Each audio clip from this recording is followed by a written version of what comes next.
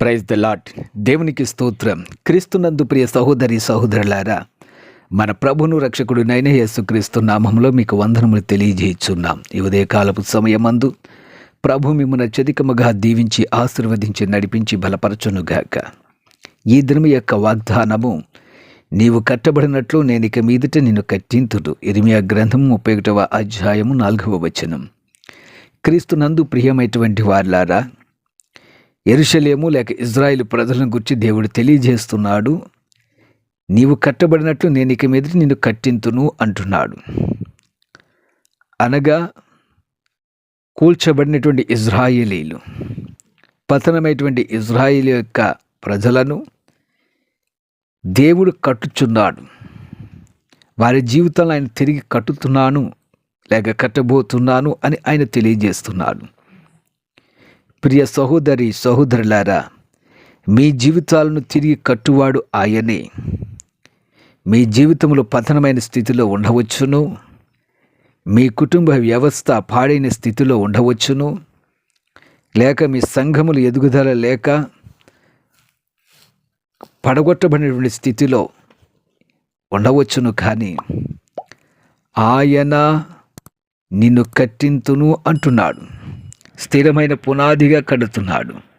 బలమైన పునాదిగా ఆయన మిమ్మల్ని నిర్మిస్తున్నాడు. ఆది అపోస్తుల యొక్క పునాది బలమైన పునాది. ఆ పునాది మీద సంఘము కట్టబడినది. అలాగనే ప్రతి క్రైస్తవుని, ప్రతి విశ్వాసిని దేవుడు ఈ పునాది మీద కట్టుచున్నాడు. అపోస్తులు ప్రవక్తలు వేసిన పునాది మీద మనం కట్టబడి ఉన్నాం. ప్రియ సహోదరి సహోదరులారా, మన జీవితము, మన యొక్క భవిష్యత్తు, మన సంఘాలు ఆయా సంస్థల మీద కాదు, సమస్త నాయకుల మీద కాదు, ఆది అపోస్తులు వేయబడిన పునాది మీద కట్టబడినటువంటి సంఘాలుగా ఉన్నాయి. అలాగున మనం విశ్వసించి వాక్యానుసారముగా మనం నడిచినట్లయితే మన జీవితాలు కట్టబడిన జీవితాలతో సమానముగా ఉంటున్నాయి. అంతేగాని సమస్త నాయకుల మీదను, వారి మీదను, వారి వలన ఇలాగూ కట్టబడినది అని వారి మీద ఆధారపడినట్లయితే మన సంఘములు, మన సహవాసాలు పడగొట్టబడినట్లుగా ఉంటాయి. ప్రియమైనటువంటి వారులారా, వాక్యమును మీరు ఎప్పుడైతే గ్రహించుచున్నారో అప్పుడే మీ జీవితాలు లేక మీ సంఘాలు తిరిగి స్థిరమైన పునాదిగా దేవుడు కట్టుచున్నాడు.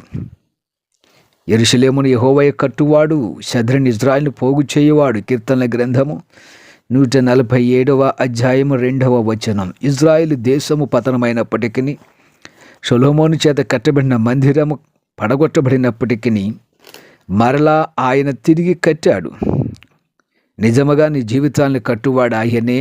మీ కుటుంబ జీవితాలు, మీ బిడ్డల జీవితాలు, సమస్తాన్ని కట్టువాడు ఆయనే. ప్రార్థన చెయ్యండి.